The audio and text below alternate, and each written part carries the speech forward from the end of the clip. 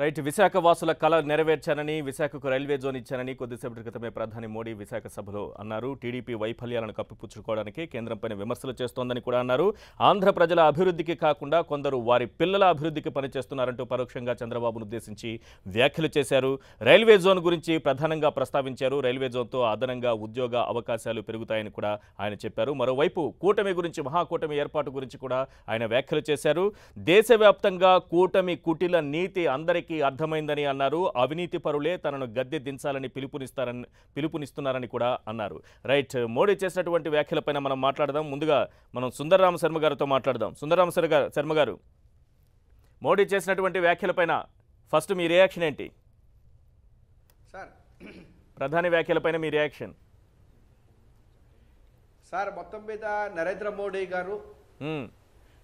మోడీ గారు మొత్తం మీద విశాఖపట్నం వచ్చి విశాఖపట్నాన్ని చూస్తుంటే మనసు పులకరించింది అని చెప్పనన్నారు. పర్వాలేదు, బహుశా విశాఖపట్నం గాలులు ఆయన ఫ్లైట్ లో దిగుతుండేటప్పుడు కూడా తగిలినట్టున్నాయా సముద్రపు గాలులు. అవును. అయితే ఒకటి ఏంటంటే రైల్వే జోన్ ఇచ్చేశాను అని చెప్పనన్నారు. థ్యాంక్స్.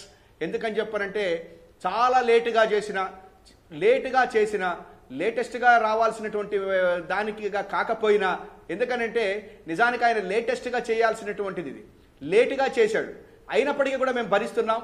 ఎందుకని చెప్పంటే మొత్తం మీద రైల్వే జోన్ అనేది ఇచ్చారు. ఇది విభజన చట్టంలో పెట్టారు అని చెప్పారు. ఎట్లీస్ట్ సంతోషిస్తున్నాం.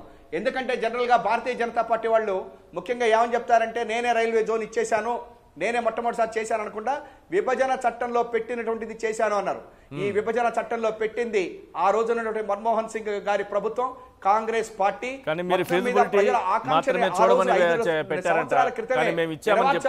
పరిస్థితిలో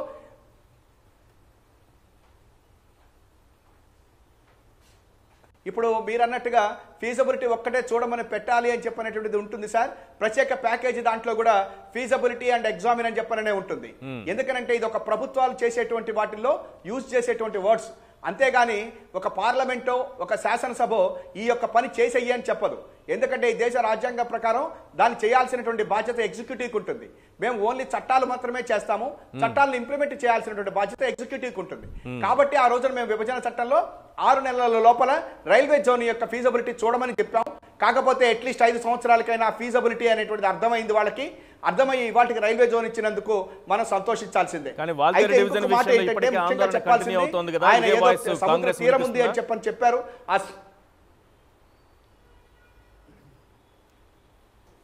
సార్ ఇప్పుడు ఒకటి నేను ఈ ఒక్క విషయంలో కొంతవరకు ఈశ్వర్ గారు నేను చెప్పేది ఏంటంటే, ముఖ్యంగా ఒకటి మనం ఆలోచన చేయాలి.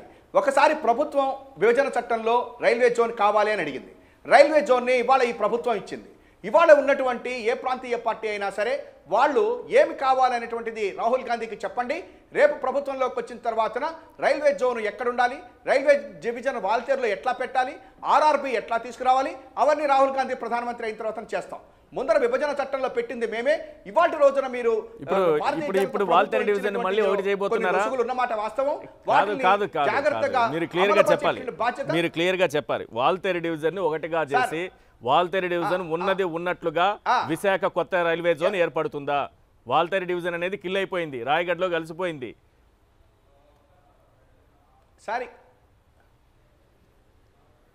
సార్ ఈశ్వర్ గారు, ఇక్కడ మీరు చూడవలసింది ఏంటంటే, మేము విభజన చట్టంలో పెట్టింది రైల్వే జోన్ ఇస్తాము అని చెప్పని పెట్టాము.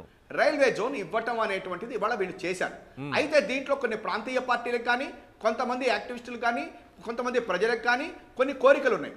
ఆ కోరికలను నెరవేర్చాలి అని చెప్పంటే రాహుల్ గాంధీ ప్రధానమంత్రి అయితేనే తప్ప ఇప్పుడు ఈ ప్రభుత్వం ఏమీ చేయలేదు.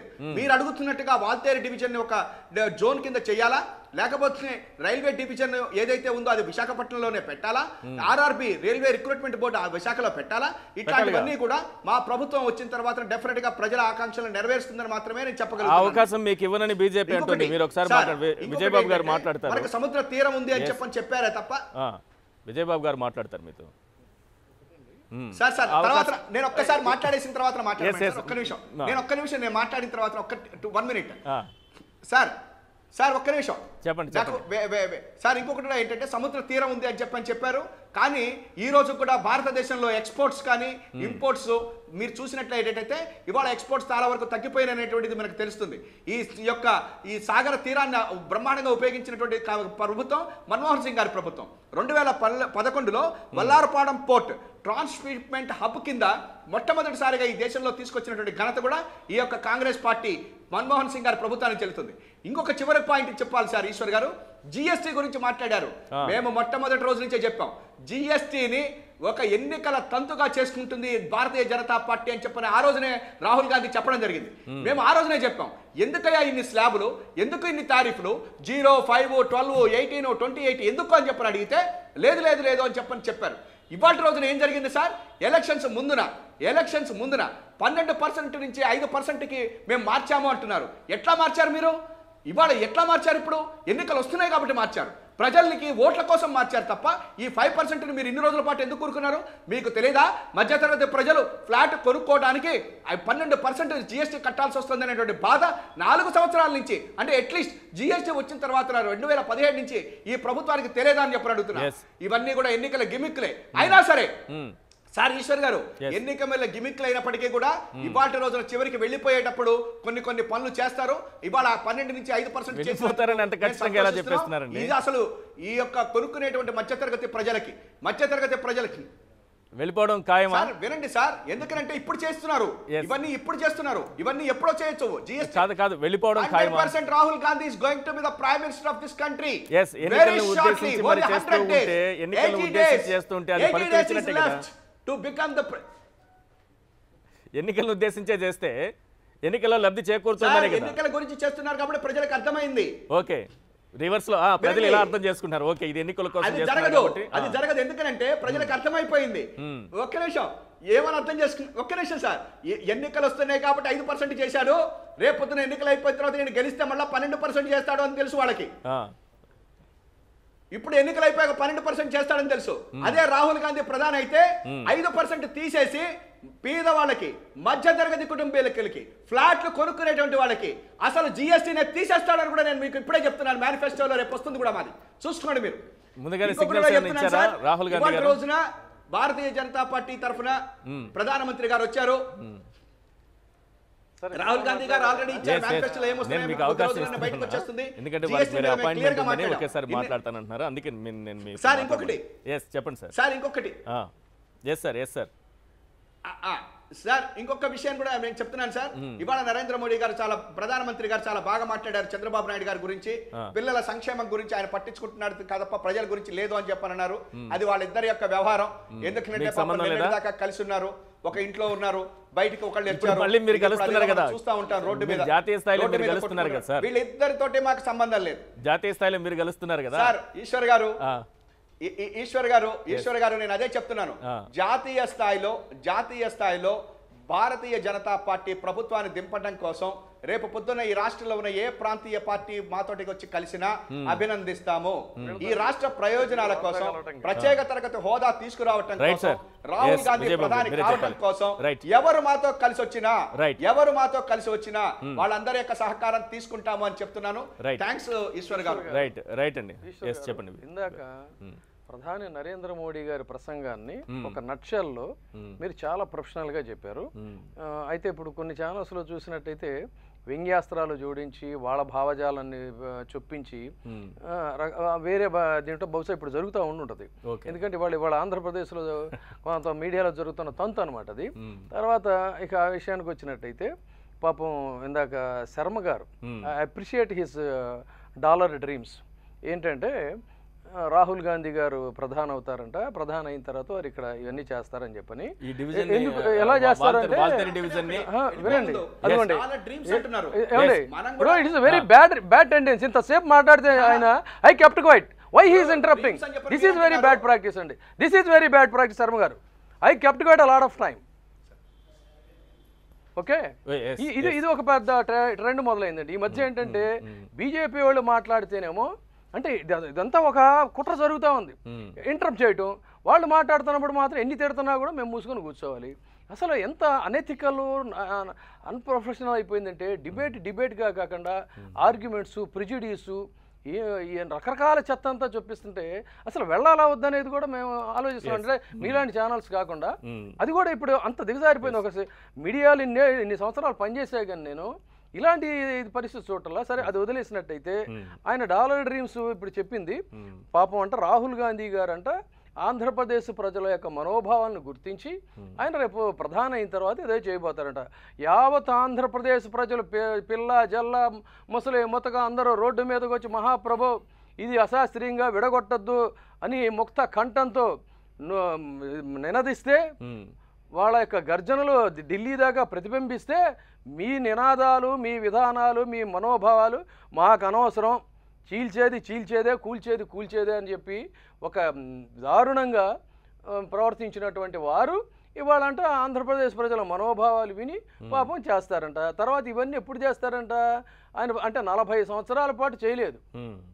40 సంవత్సరాలుగా ఉన్న చిరకాల కోరిక రైల్వే డివిజను. ఇవాళ ఆ 40 సంవత్సరాలు చేయలేదు, ఇంకో 40 సంవత్సరాలు అయిన తర్వాత చేస్తారు. ఇప్పుడు వారి ప్రభుత్వం చేయలేదు, తర్వాత ఎన్డీఏలో ఆ రోజున మనం నిన్నటి నుంచి మాట్లాడుతున్నాం, వీళ్ళ వితండవాదం మొదలైన దగ్గర నుంచి టీడీపీ వాళ్ళది కూడా. ఆ రోజున ఎర్రన్నాయుడు గారు, కింజారపు ఎర్రన్నాయుడు గారు రైల్వే బోర్డు దీనికి ఆయన ఒక బాధ్యతలు తీసుకొని చైర్మన్గా ఉండి కూడా కనీసం దీని గురించి ఊసెత్తలేదు. ఈయన మేము ఎన్డీఏలో చక్రం తిప్పామని చెప్పినటువంటి చంద్రబాబు నాయుడు గారు పట్టించుకోలేదు, వాళ్ళు చేయలేదు. ఇవాళ చేస్తే దీనికి ఏంటంటే రంధ్రాన్వేషణ మొదలుపెట్టి ఉదయం నుంచి నానా యాగి చేశారు. రేపొద్దున ఏం చేస్తారంటే ఇప్పుడు అసలు నరేంద్ర మోడీ గారి సభకి జనమే రాలేదు, లేదంటే జనం వచ్చారు తప్పదనుకున్నప్పుడు ఏం చేస్తారంటే ఒరిస్సా నుంచి తోలుకొచ్చారో లేకపోతే వైసీపీ వారి నుంచి అడిగి తెచ్చారు. ఇలాంటి మసిపూసి మారేడిగా చేసే పనులు ఎంత దారుణమైనటువంటి వక్రీకరణ అంటే వాస్తవాన్ని చూపించింది. ఎందుకంటే వినండి, లాస్ట్ టైం కూడా గుంటూరు సభ గ్రాండ్ సక్సెస్ అయితే అనేక ఆంక్షల మధ్య, అనేక ఒత్తిళ్ల మధ్య, అనేక కట్టళ్ల మధ్య సక్సెస్ అయితే అక్కడ మామూలుగా ఏంటంటే ప్రధాని వస్తున్నారంటే అదంతా కూడా వాళ్ళు ముందే ఎస్పీజీ స్పెషల్ ప్రొటెక్షన్ ఫోర్స్ వాళ్ళు దీంట్లో తీసుకుంటారు. వాళ్ళు పాపం ఎండలో మధ్యాహ్నం పూట కదా జరిగిన ఉదయం పూట వాళ్ళకు ఒక ఎన్క్లోజర్ ఏర్పాటు చేసాం అక్కడ, వాళ్ళు కూర్చోవడానికి, మంచినీళ్ళు తాగడానికి, ఇదంతా కూడా. ఆ ఎన్క్లోజర్ ఏర్పాటు చేస్తే సభ మొదలయ్యేటప్పటికి వాళ్ళు అక్కడ కూర్చోరుగా, వాళ్ళు గస్తీలో డ్యూటీలో ఉండాలి. సో ఆ ఎన్క్లోజర్ మొత్తం క్లోజ్డ్ ఎన్క్లోజర్, జనం వెళ్ళటానికి వీల్లేంది. దాన్ని షూట్ చేసి జనం రాలేదు అని చెప్పని ఒక పెద్ద వింతవాదం మొదలుపెట్టారు. తర్వాత ఏంటంటే ఎక్కడో పలాసలో అమిత్ షా గారు వెళితే అక్కడ పలాస ఏ ప్రాంతం మనకు తెలుసు, పలాస కాదు దాదాపు విజయవాడలో నడిబొడ్డు మీద చంద్రబాబు నాయుడు గారు మీటింగ్ పెడితే ఖాళీ కుర్చీలన్నీ కూడా అన్ని మీడియా వాళ్ళు చూపించారు. సభలు ఏంటంటే ఆయా ప్రాంతాల్లో ఉన్న స్థానిక నాయకుల యొక్క నిర్వహణ మీద ఉంటాయి. ఇలాంటి మహాసభలు జరిగినప్పుడు ఏంటంటే రాష్ట్ర ప్రభుత్వం, రాష్ట్ర నాయకులు ఇన్వాల్వ్ అవుతారు. రెండు ముక్కలు చేశారు కదా, మేము వచ్చిన తర్వాత ఎలా కావాలనుకున్నారో రైల్వే జోన్ అదే విధంగా ఇస్తారు రాహుల్ గాంధీ అని. కాదండి, ఇప్పుడు ఫర్ ఎగ్జాంపుల్ వీళ్ళు అశాస్త్రీయంగా ఆంధ్రప్రదేశ్ ని విడగొట్టారు. ఓకే, వాళ్ళు విడగొట్టడం మీరు సపోర్ట్ చేశారు. వినండి, లేకుండా ఎట్లా మళ్ళీ వాళ్ళు విడగొట్టారు, మీ మద్దతు కూడా ఉంది కదా అని మళ్ళీ దాన్ని తీసుకోవాలి. ఆ మాటకు వస్తే అసలు ఇంప్లిమెంట్ అవడానికి దానికి ఏంటంటే చంద్రబాబు నాయుడు గారు సంతకం పెట్టిన తర్వాతే ప్రాసెస్ ఎక్స్పెడిట్ అయింది. అప్పుడు దాకా కాంగ్రెస్ వాళ్ళ భరోసా ఏంటంటే మనం దొంగాటకం ఆడుతూ ఉంటే చంద్రబాబు నాయుడు గారు చూసుకుంటారులే అని చెప్పి అనుకున్నారు. ఇది సగటు ఆంధ్రప్రదేశ్ ప్రజలందరికీ తెలిసిందే. అంటే అపొలిటికల్ గా ఆ రోజున ఆయన నాయకత్వం మీద, నేను పాజిటివ్ గానే మాట్లాడుతున్నా, ఆ రోజున ఆయన నాయకత్వం మీద ఉన్న నమ్మకం కావచ్చు కూడా అలా అనుకున్నారు. ఎప్పుడైతే వారు కూడా సంతకం పెట్టారో అక్కడి నుంచి ప్రాసెస్ ఎక్స్పెడిట్ అయింది.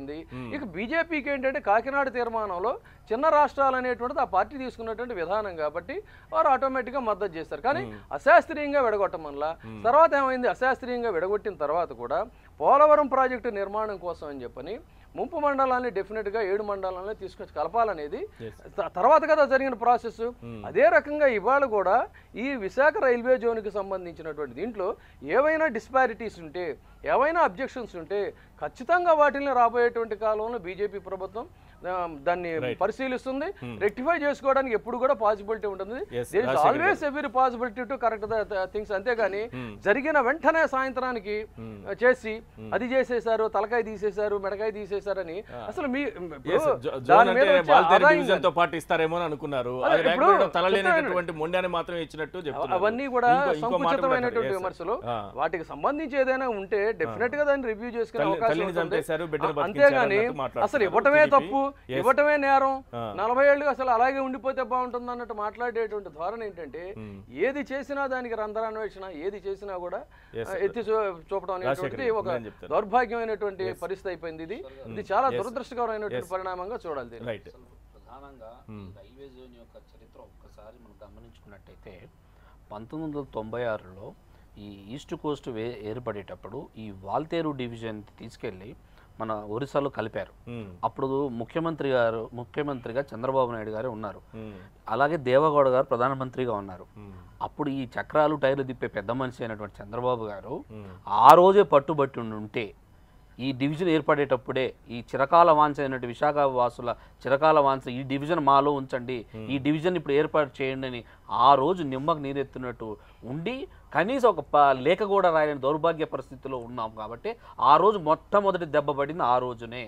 అలాగే ఇప్పుడు అంతా తీసుకుని వస్తే ఈ రోజున ఏదైతే విభజన చట్టంలో పెట్టినప్పటికీ ఆ రోజు విభజన చట్టంలో పెట్టి అన్యాయం చేసినటువంటి, చట్టబద్ధత లేకుండా అన్యాయం చేసినటువంటి అటు కాంగ్రెస్ కానివ్వండి, ఇటు బీజేపీ కానివ్వండి మోసం చేసి ఈ రోజున నరేంద్ర మోడీ గారు ఒక మాట అన్నారు, తల్లిని చంపి బిడ్డను వేరు చేశారన్నారు. ఆ బిడ్డ ఎదగాలంటే ఏం చేయాలి? సరైన ఆదాయ వనరులు కల్పించాలి, అలాగే ఉద్యోగం కల్పించాలి. నేను అదే చెప్తాను. అదే ఆ రైల్వే జోన్ని మీరు ఏం చేస్తున్నారు? ఈ రోజున తల్లిని చంపి బిడ్డను వేరు చేసినప్పుడు ఆ బిడ్డకు ఆదాయ వనరులు కల్పించి ఉద్యోగాలు కల్పించాలి. అలాంటిది ఈ రోజు ఆదాయ వనరులు మీరు కట్ చేసేస్తే ఏ బిడ్డ అయితే అనాథని అంటున్నారో మీరు, అలాంటి బిడ్డకి మీరు ఈ రోజు అంటే డివిజన్ ఇచ్చేసాము అంటున్నారు, కానీ ప్రధాన ఆదాయ వనరు అంటే వాల్తేరు డివిజన్ 7,000 కోట్లు మీరు తీసుకెళ్లిపోయి ఇందులో కలపకుండా ఉంటే ఎంత దెబ్బతీశారు ఈ రాష్ట్రాన్ని మీరు మరొకసారి ఆలోచించారు. ఓ పక్కన మీరే చెప్తాను ఈ రాష్ట్రానికి అన్యాయం జరిగిందని ఇన్ని వేల కోట్లు తీసుకెళ్లి ఈరోజు ఒడిశాలో చక్కగా ఆదాయ వనరులు ఒడిశాలో కలిపారే, ఏమన్నా న్యాయంగా ఉందా? అందుకే వైఎస్ఆర్సీపీ డిమాండ్ చేస్తోంది, మీ నిర్ణయాన్ని పునఃసమీక్షించుకోండి, ఒక్కసారి ఆలోచించండి, మనసు పెట్టి ప్రేమపూర్వకంగా ఆలోచించండి. మేము డిమాండ్ చేస్తాను ఆ వాల్తేరు డివిజన్ ని అంత ఆదాయం ఈ రోజు ప్రతి రూపాయి ఆంధ్రప్రదేశ్ చాలా ముఖ్యం. ఆంధ్రప్రదేశ్ ఎందుకు వస్తుందండి? అది కాదు చెప్పండి మీరు. రైల్వే ఆదాయం ఆంధ్రప్రదేశ్ ఎందుకు వస్తుందండి? రైల్వే ఆదాయమైన ఈశ్వర్ గారు రైల్వే ఆదాయమైన ఇన్కమ్ ట్యాక్స్ ద్వారా వచ్చినా లేకపోతే ఇంకా ఇతర చట్టాలు సెంట్రల్ ద్వారా వచ్చిన దాని ప్రపోర్షనేట్ ఇన్కమ్ రాష్ట్రానికి ఉంటుంది ఖచ్చితంగా, లేకపోయినా శాంక్షన్ చేస్తారండి. అలాంటిది ఎందుకు మీరే చెప్తా ఉన్నారు, కమర్షియల్ గా వచ్చేదాన్ని మీరు ఎందుకు కలిపారు? దాన్ని పునఃసమీక్షించి అసలు ఆదాయాలతో సంబంధం లేకుండా ఈ మోడీ గారు రైల్వే శాంక్షన్ జరగలేదు. ఈ అలసత్వం ఎక్కడి నుంచి వచ్చిందంటే తన మిత్రుడైనటువంటి శాశ్వత మిత్రుడైనటువంటి చంద్రబాబు గారు చూసి ఈయన ఏది చేసినా ఏదో ఒక మళ్ళీ మన దగ్గరకు వస్తాడు అంటే కేవలం ఒక నిర్లక్ష్య వైఖరితోనే ఈ రోజు ఈ మోడీ గారి వ్యవహార శైలి నడుస్తా ఉంది. దీన్ని మేము 7,000 కోట్ల రూపాయల ఆదాయాన్ని ఆర్జించేటటువంటి వాల్తేరు డివిజన్ సంవత్సరానికి అది రాయగఢ్లోకి వెళ్ళిపోతుంది. ఆదాయం ఎక్కడికి ఒరిస్సా ప్రభుత్వానికి వెళ్తుందండి? కాదు దాని వల్ల ఎంత నష్టం జరుగుతుందని చెప్పనా? ఏమేమి వస్తున్నాయి, ప్రాజెక్టులు ఏమి వస్తున్నాయి, ఏం పోతున్నాయి, ఎంత ఆదాయం ఉంది, ఆదాయం అంతా ఎక్కడికి పోతుంది? ఇక్కడ ఏదైనా కట్టుకోవాలి. ఒరిస్సా ప్రభుత్వానికి పోతుందా? ఒరిస్సా ప్రభుత్వానికి ఈస్ట్ కోస్ట్ కి వెళ్తుంది. ఆంధ్రప్రదేశ్ లో ఆదాయం వచ్చినా, ఒరిస్సాలో వచ్చినా, కర్ణాటకలో వచ్చినా, తమిళనాడులో వచ్చినా రైల్వేస్ కి ఆదాయం రైల్వేస్ కి వెళ్తుంది. తర్వాత ఆదాయంతో నిమిత్తం లేకుండా ఏదైతే ఎక్కడైతే ఏ ప్రాజెక్ట్స్ టేకప్ చేయాలో చేసేటువంటిది చేస్తున్నది, గతంలో చేసింది కూడా. ఆదాయ వ్యయాలకు సంబంధం లేకుండా శాంక్షన్స్ ఉంటాయి. దయచేసి దీన్ని బ్రాడర్ మైండ్ లో అర్థం చేసుకోవాలి తప్ప ఇదేదో రాష్ట్ర ప్రభుత్వాలకు సంబంధించినటువంటి వ్యవహారం కాదు. ఇది కానే కాదు. తర్వాత ఇందాక ఒక పాయింట్ మిస్ అయ్యా, ఆయన జిఎస్టీ గురించి చెప్పారు. జిఎస్టీ వాళ్ళు ఎందుకు తగ్గించారు అంటే భూ కబ్జాదారులు ఇష్టారాజ్యంగా భూ దోపిడీ చేసేటువంటి వాళ్ళకి రెరా చట్టం వచ్చిన తర్వాత, ఆ చట్టం అమల్లోకి వచ్చాక వాళ్ళకి ముక్కుతాడు పడిన తర్వాత తద్వారా ఇవాళ రేరా యాక్ట్ ఇంప్లిమెంటేషన్ తర్వాత అందువల్ల జిఎస్టీ తగ్గించారు తప్ప నిన్న మొన్నటిదాకా భూ బకాసురులు ఇష్టారాజ్యం కింద భూదోపిడీ చేసినటువంటి ప్రాతిపదికలో అవన్నీ కూడా కంట్రోల్ చేయడానికి చేసినటువంటి విషయాలు వీటిని ఇండెప్త్ గా ఆయన మరి స్టడీ చేయాల్సిన అవసరం ఉంది. అది ఆదాయ వనరులు కూడా మన రాష్ట్రంలో కంటే ఒక రైల్వే డివిజన్ కానివ్వండి, లేకపోతే ఇన్కమ్ ట్యాక్స్ యాక్ట్ ప్రకారం కానివ్వండి, ఇతర కేంద్ర చట్టాల ప్రకారం వచ్చే ఆదాయాన్ని ఆ పర్టికులర్ స్టేట్ నుంచి ఎంత వస్తుందో సో ఆ స్టేట్ ఎక్కువ ప్రపోర్షనేట్ షేర్ ఎక్కువగా ఉంటుంది. ఈవెన్ రైల్వేస్ కూడా ప్రపోర్షనేట్ షేర్ ఆ రాష్ట్రం ఇప్పుడు మీరు ఇన్కమ్ ట్యాక్స్ తీసుకోండి ఫర్ ఎగ్జాంపుల్, ఈ రాష్ట్రంలో ఒక 1,00,000 కోట్లు వస్తే ఆదాయము ఆ దాంట్లో ఆ స్టేట్ కి సంబంధించిన అంటే ఏదైతే ఐటీ రిటర్న్స్ ఫైల్ చేస్తారో ఆ స్టేట్ కి ఎక్కువ ప్రపోర్షనేట్ షేర్ ఉంటుంది. మిగతాది 60-40 అనుకోండి, 60% goes to the particular state and 40% లేదు సార్. డివిజన్ వారీగా ఇన్కమ్ డివిజన్ ఈశ్వర్ గారు ఇక్కడ ఇది మన డివిజన్ వారీగా ఇన్కమ్ డివిజన్ ఉండదు. ఆ ఇన్కమ్ ఎక్కడైతే రైజ్ అవుతుందో అదే ప్రపోర్షన్ ఉంటుంది తప్ప రైల్వేస్ ఒకటి లేకపోతే ఇన్కమ్ ట్యాక్స్ ఒకటి లేకపోతే ఇంకోటి ఉండదండి. సార్ ఇక్కడ చిన్న విషయం, దేశంలో 2 బడ్జెట్లు ప్రవేశపెట్టబడింది, రైల్వేకి సపరేటు మనకి సపరేటు. కాబట్టి రైల్వే బడ్జెట్ అనేది రైల్వేనే చూసుకుంటుంది. దాన్ని ఎక్కడెక్కడ రైల్వే డివిజన్స్ డెవలప్ చేసుకోవాలి, ఎక్కడెక్కడ మన రైల్వే ఒక్క నిమిషం సార్, లేదు సార్ దాని దాని రూలే వాళ్ళ పనితనం అయితే ఒకటే, పనితనం ఒకటే. ఏంటంటే వర్క్ లోడ్ వల్ల క్లబ్ కావచ్చు, పనితనం ఒకటే. ఎక్కడెక్కడ మనం వాటికి తీసుకొచ్చేసి ఈ ట్రాన్స్పోర్టేషన్, ఇప్పుడు సపోజ్ మన సిమెంట్ ఇండస్ట్రీ ఉన్నాయి దగ్గరలో, వాటికి ఇప్పుడు మేలచూరు నుంచి సిమెంట్కి జగ్గపేటకి రైల్వే జోన్ వేసారు. అక్కడ ఇంతవరకు కూడా అక్కడ ప్రజలు తిరగడానికి లేదు అక్కడ. ఇట్లాంటివన్నీ కూడా కొన్ని ఎక్కడెక్కడ చేయాలి. ఇప్పుడు వాళ్ళతో తీసుకుని ఏనా అంతే. కాబట్టి ఆ రైల్వే జోన్కి దీనికి లింక్ కట్టొద్దు, అది సెంట్రల్ రైల్వేకి వెళ్ళేది. అది ఆ ఉద్యోగాలు వచ్చినా మన ప్రజలకే వస్తాయి. అది ఎక్కడ నీ ఆంధ్ర వాడికి వెళ్ళని రూల్ లేదు అక్కడ, సెంట్రల్ అది ఎవడైనా రావచ్చు దాంట్లో రైల్వే జాబ్లో. అది ఫస్ట్ పాయింట్. రెండోది ఇందాకలా ఇంకోటి చిన్నది ఏంటంటే రేరా చట్టం మూలంగానే తగ్గింది తప్ప జిఎస్టీ ఏదో అంటే నేను పొలిటికల్ గురించి కాదు, ఎలక్షన్ మూలంగా కాదండి ఫస్ట్ పాయింట్. ఇది అన్నీ ఏంటంటే ఇవన్నీ పొలిటికల్ అవేర్నెస్ కోసం జనాల్ని పక్కదారి పట్టించే మాటలని బంద్ చేసుకుంటే పెద్దలకు చాలా మంచిది. ఎవరైనా సరే వాస్తవాలు మాట్లాడాలి ఎక్కడైనా సరే. వాస్తవాలు ప్రజలకు తెలిస్తే ప్రజలకు కొంచెం గ్రహించుకుంటారు ఇదేంట్రా అని చెప్పేసి. అంతే తప్ప ఈరోజు ఇచ్చిన రేరా చట్టంలో ఏంటి, ఎక్కడైతే కనుక అపార్ట్మెంట్ కడితే వాడు మినిమం 5 years వరకు దాని మెయింటెనెన్స్ అతనే చేయాలి. దాన్ని చేసుకుంటూ అతను ఇంతవరకు ట్యాక్స్లు ఎక్కొడుతుండు. ఇదన్నీ కూడా ట్యాక్స్లు ఎందుకు వీళ్ళ దగ్గర వసూలు చేస్తుండు. అతను కొట్టాలి, అతను కట్టాల్సిన ట్యాక్స్ని ఎవడైతే కొంటుండో వాడి దగ్గర వసూలు చేస్తున్నప్పుడు భారం పడుతుంది, వీళ్ళ మీద భారం పడుతుంది. కాబట్టి నేను కట్టలేం బాబు అన్నాను కాబట్టి 5% మీరు ఎక్కడికి వెళ్ళిపోయినా ఆదాయం పర్లేదు కాబట్టి ఈ డివిజన్ తీసుకెళ్లి ఎక్కడ కలిపేసినా కూడా ఏం నష్టమే లేదు. ఇదంతా కేంద్రానికి వెళ్ళిపోతుంది కాబట్టి ఆంధ్రప్రదేశ్ ఒడిశాకి వెళ్ళిపోయినా ఒకటే, లేకపోతే తీసుకెళ్లి తమిళనాడులో తీసుకెళ్లి తమిళనాడులో కలిపేసినా ఎవరికేం ఇబ్బంది లేదు. అదే మీ ఉద్దేశం అదే కదా. జనరల్ మేనేజర్ కార్యాలయంతో పాటు 5,000 మందికి ఉద్యోగాలు వస్తాయి, అది వేరే, అది పక్కన పెడతాం. కొత్తగా 2-3 వేల క్వార్టర్ల నిర్మాణం జరుగుతుంది. ఎక్కడి నుంచి వస్తుంది డబ్బు, ఎవరిస్తారు? రైల్వేస్ ఆదాయం మనకుంటేనే కదా. ఆదాయం ఎక్కడికి పోలేదండి. ఆదాయం ఈ ఆదాయంలో కొంత భాగం మనకు పని చేస్తుంది. నేను చెప్తాను వినండి, డిమాండ్ ఉన్నటువంటి ప్రాంతాలకు రైల్వే బోర్డుతో పని లేకుండా కొత్త రైళ్లను నడపవచ్చు.